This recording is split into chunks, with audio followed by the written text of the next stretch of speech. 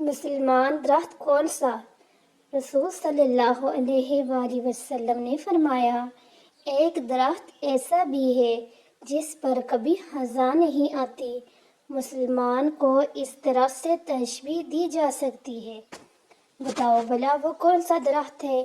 یہ سن کر صحابہ اکرام رضی اللہ تعالی عنہ کے خیالات جنگل سے کے مختلف درختوں کی طرف گئے۔ حضرت عبداللہ بن عمر رضی اللہ تعالی عنہ کہتے ہیں، میرے دل میں آیا کہ وہ کھجور کا درخت ہو سکتا ہے، مگر میں مجلس میں کم عمر ہونے کی وجہ سے کچھ کہتے ہوئے شرما گیا۔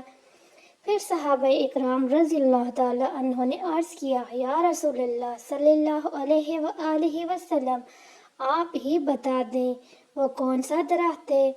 آپ صلی اللہ علیہ وآلہ وسلم نے فرمایا، وہ کھجور کا درخت ہے۔